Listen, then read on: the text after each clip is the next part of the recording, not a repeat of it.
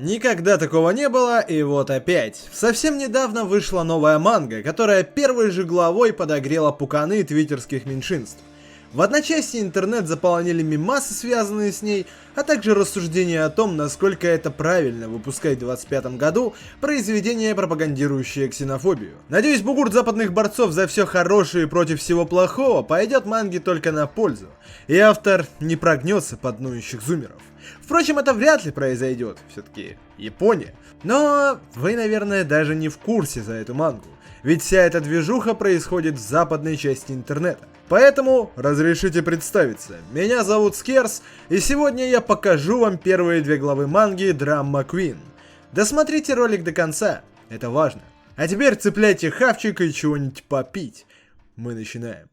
Прошло 9 лет с тех пор, как пришельцы спасли Землю. Бесчисленные звездолеты, носящиеся по небу, сияют, подобно звездам. За это время гуманоиды неплохо так устроились на Земле, в частности, в Японии. К примеру, лучший игрок в бейсбол пришелец. А еще они вовсю вступают в половые отношения с землянками. Один из таких гумозавров был неосторожен и заехал в нос главной героини манги. Зовут ее Намамото. Девушка не стерпела и начала быковать на Панаеха. Гуманоид тут же встает в позу. Его спутница пытается сгладить углы и просит прощения за него сама. После этой ситуации разгневанная Намамото идет на работу. Сраные пришельцы! Никогда не извиняются. Чтоб не сдохли все. Ненавижу их. И бабич, которые называют своих парней партнерами. Не, я, конечно, благодарна, что они уничтожили метеорит. Но эти гады явно смотрят на людей свысока. Вот только если я скажу об этом вслух, беды не миновать. Из выпуска новостей мы узнаем, что население пришельцев в Японии превысило 17 миллионов. Лишь только в городе Сена их уже больше 60 тысяч. И по случаю недели новой вселенной провели опрос. Устраивает ли местных соседство с пришельцами? И по большому счету да, кто-то благодарен им за спасение планеты, а кто-то кайфует с их технологий, ведь благодаря им люди стали устраивать космотуры. Намамото проходит мимо бургерной. Сколько лет я не ела мясо. Зарплата такая нищенская. Скучаю по нормальной жрачке. Нет, никаких пожалеек себе. Страдания для слабаков. Надо оставаться позитивной. Уже на работе Намамото вновь получила в нос, на сей раз от босса. Пришелец не только ударил ее, но и несколько раз сводил ее мать в кино, на своем языке, разумеется. Девушка задается вопросом, зачем из раза в раз этот урод ее бьет? К слову, коллегам Намамото тоже не нравится. Они считают, что она получила по заслугам. Девушка очень хотела бы втащить ему в ответ, но ведь уволит. Босс замахнулся, чтобы еще разок прописать девчонке, но случайно зацепил паренька. Челик терпеть не стал и справедливо кидает предъяву. Чё это он руки распускает? Зефирка начинает бузить на него, но Челик даже не понимает, что этот говноружий балакает. Какого хрена он вообще командует этой дырой, если даже не разговаривает по-земному? И это он еще молчит о здешних условиях. Стоит тут, пытается себя охладить каким-то баллончиком, вместо того, чтобы включить кондей. Босс терпел и молча ушел, не став продолжать спор. Спасибо, что прикрыл. Я Намамото. А я Китами. Этот кофе для меня? Ага, ну разве я не крутая?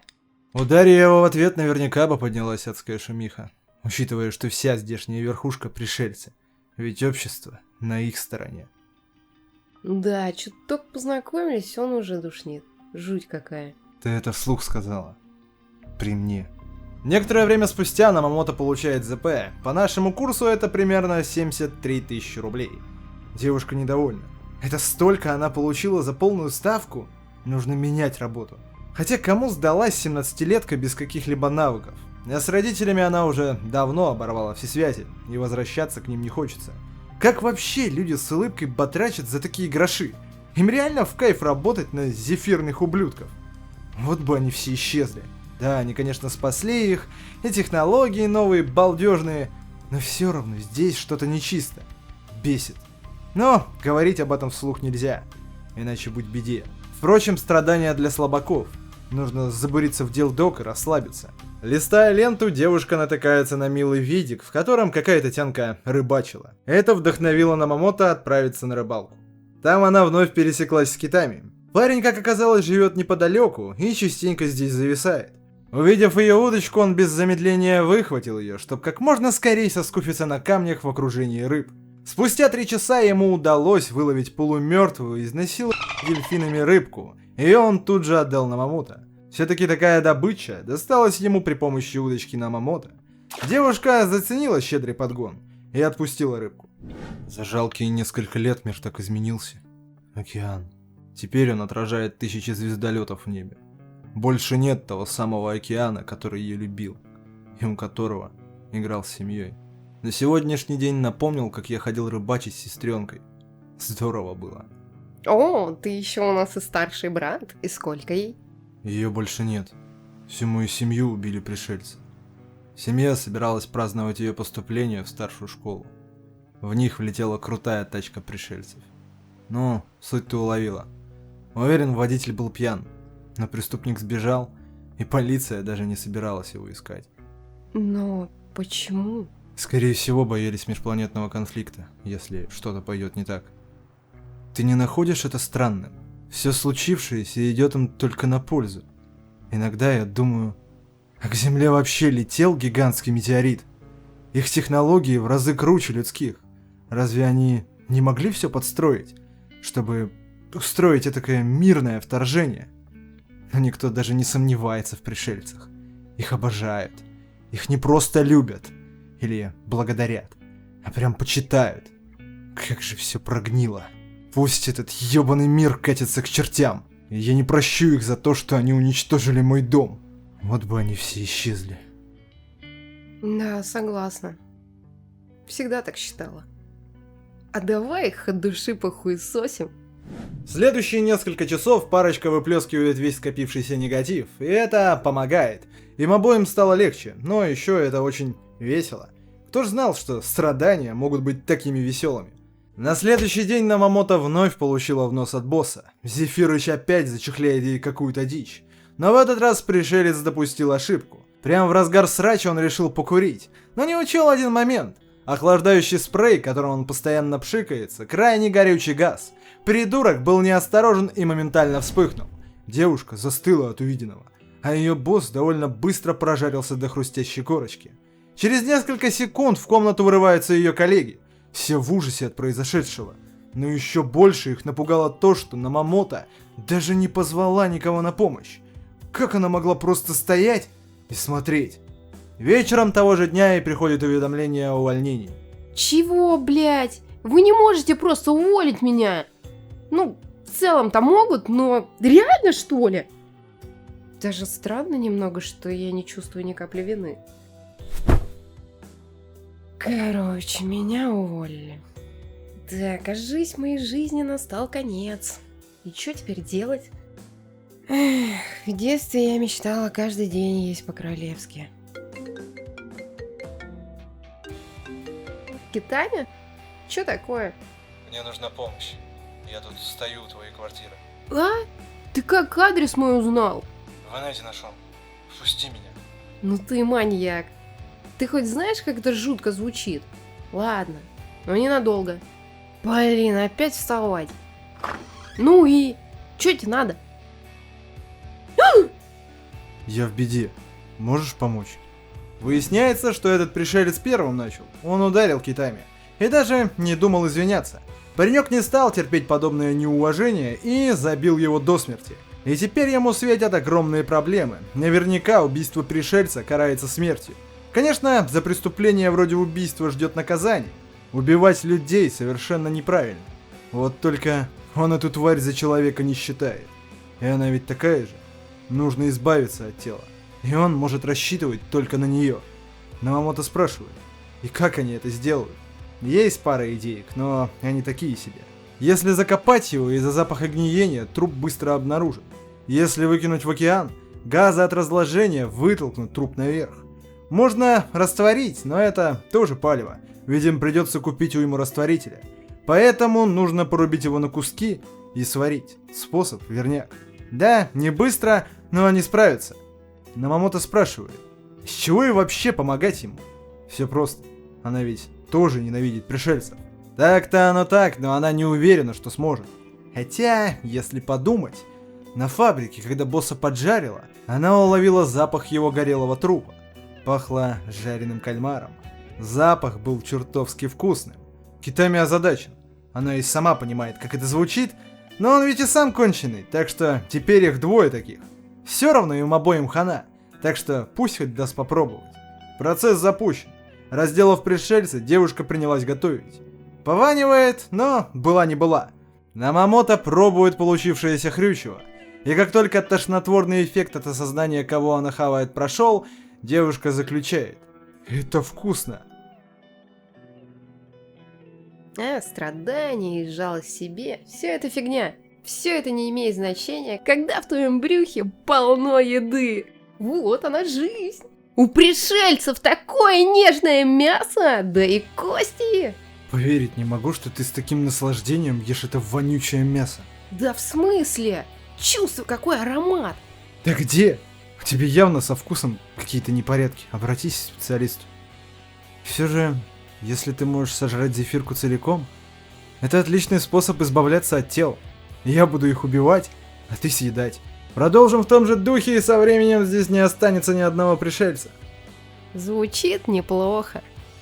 Хотя, наверняка это просто влажная мечта. Китами вспомнил день, который изменил его жизнь. Этот инопланетный ублюдок скрылся.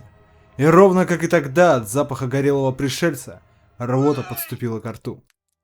Отвратительно. На вкус как мясо, маринованное в канализационной воде. Когда я укусил, эта вонь ударила мне прям в нос. Почему он такой желатиновый? Как ты вообще можешь есть это дерьмо? Ну как, ртом? Просто твои вкусовые рецепторы пока этого не заценили. Может, это просто ты какая-то странная? Раздался звонок в дверь. Это соседи. Они пришельцы. Постоянно жалуются на шум, хотя и сами вечно гремят. Китами задумался. Почему эти желатинки живут в таком гетто? Может, они совершили какое-то преступление у себя на планете, а теперь в бегах? Намамото обеспокоена. Могли ли они что-то услышать? Но думать надо о другом. Да, тело пришельца надежно покоится на дне желудка Намамото. Однако вся квартира провоняла этим пришельцем. Да и сковородку они не отмыли. Соседи продолжают насиловать звонок. Китами просит, чтобы она открыла дверь, иначе остальные жильцы могут вызвать копов. Намамото открывает. Увидев соседей, девушка спрашивает, чем она может им помочь. Неловкое молчание нависло между ними. Наконец, желатинка открывает рот. Не кажется ли Намамото, что потолки в этом месте слишком низкие? Это давит на нее. Посему они решили создать петицию, чтобы арендодатель исправил это. Намамото живет здесь, так что пусть подпишет. Девушка злится. Они время-то видели? Но пришельцам плевать, они совы. Желатинки почуяли вонь. Они требуют, чтобы девчонка приняла ванну. Но перед этим пусть ставит подпись. Почему вообще они должны жить рядом с этой маленькой свининой? Арендодатель должен снизить им плату за это и извиниться. Они ушли. Похоже, они ничего не слышали. Это хорошо. Слушай, походу даже пришельцы считают свое мясо вонючим. В следующий раз я буду есть их сырыми. В следующий раз? Ну разве это не твои слова? Я их убиваю, а ты их хаваешь, пока мы от них не избавимся. Это просто несбыточная мечта. Подумай сама. В этом городе живет 60 тысяч пришельцев. Сколько лет пройдет, прежде чем они все исчезнут? Способна ли ты хавать пришельцев 3 раза в день? Даже не знаю. А как долго? Почти 55 лет. За все это время они еще успеют размножиться. Говорю тебе, это невозможно. Значит, у нас есть работка на ближайшие 55 лет? Ты это серьезно? Да это была лучшая еда в моей жизни. И если я смогу питаться так до старости, я буду самой счастливой бабулей в мире. К тому же, даже если мы не сможем избавиться от них всех, мы все равно будем убивать дерьмовых пришельцев каждый день. Разве это не круто? Не стоит недооценивать безработную женщину. Нет ничего, что я не могу сделать. Парочка выбирается на улицу. Парнишка таки решил, что убивать лучше ему, а то это не будет иметь смысла. Но утилизацией мусора пусть займется она. Намамото только в радость. Проходит немного времени, группа пришельцев склоняется по городу и натыкается на Китами. Чё не так с этим парнем? В его руке молоток, а в сердце флешбэк. В один из дней, когда сестра была жива, он застал ее в школе после уроков. Соя решила задержаться, чтобы привести доску в порядок. Китами не понимает, Почему она просто не уйдет? Сестра поясняет, что не может, ведь тогда это будет делать кто-то другой. Внимание детей привлекла ракета прямо за окном. Космические перелеты становятся обыденностью. Китами поправил сестру. Это работает только если ты богат. Один из ее знакомых, кстати, собирается слетать на Луну во время летних каникул.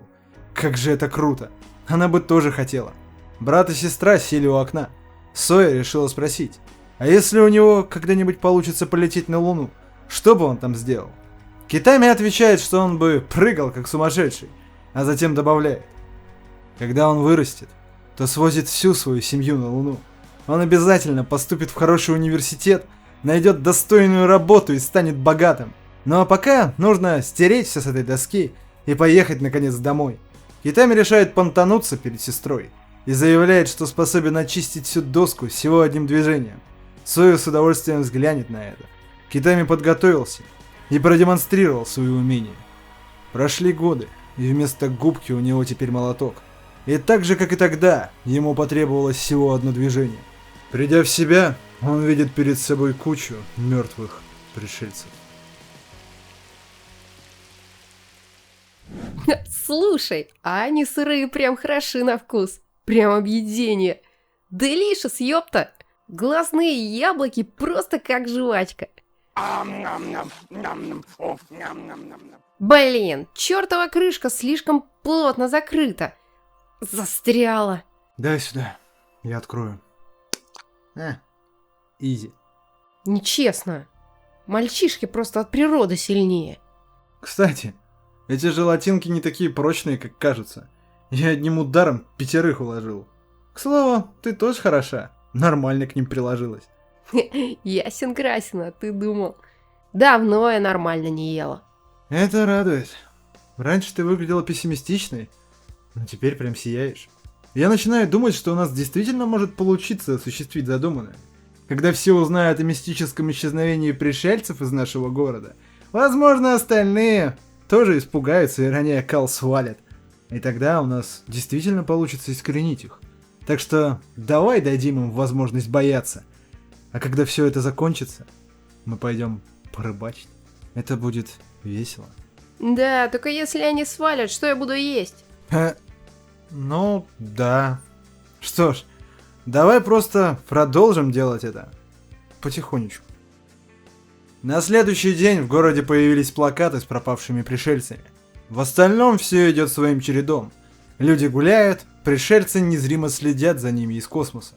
Молодая мама обучает своего сынишку различать лево и право. У него отлично получается. И вот, мама просит его взглянуть налево. Ребенок поворачивается в нужном направлении и видит неистово рыгающего челика. Я же мать тут же подрывается к нему и начинает отчитывать. Что он себе позволяет? А если у ребенка теперь будет травма? Тугосерик заявляет, что больше никогда не повернется налево. Ну вот, и что же он наделал? Челу нечего ответить. Не стоило так налегать на бутылку. Ему позвонили, и он тут же делает вид, что все в порядке. Челику сообщает, что они зафиксировали подозрительных личностей. Молодого парня и девушку. Мужчина просит их фотографии. Это как раз то, что нужно, чтобы протрезветь. Походу у нашего дуэта большие проблемы. Ну а что их ждет, узнаем в следующей главе. Ну вот как-то так. Ну чё, после просмотра появилась жгучая ненависть? Ответик жду в комментариях. Итак, манга новая, пока выходит быстро, и я вместе с Полиной собираемся озвучивать каждую главу. Если соберем 1663 лайка, буду выкладывать на ютубчике. Если нет, то залетайте в ТГК Kitchen Production или подписывайтесь на Boosty. Свежие выпуски будут там, поскольку мне кажется, эта манга хайпанет. Но когда будет аниме? А это случится года через 2, не раньше. Можно сказать, я собираюсь готовиться к этому времени. Поэтому, если вам зашла эта история, вы знаете, где ее найти, в случае, если она не соберет просмотров. И заранее предупреждаю, я ее брошу, если она скатится в какое-то уныние. Пока вроде норм. Огромное спасибо вот этим ребятам, чьи ники вы сейчас видите на экране. А также Достану за то, что посоветовал эту историю. Ну и, конечно же, Полине за помощь в переводе 2 главы и озвучке. Ну, я пошел делать дан-да-дан. А вам всего хорошего. Чао, пока.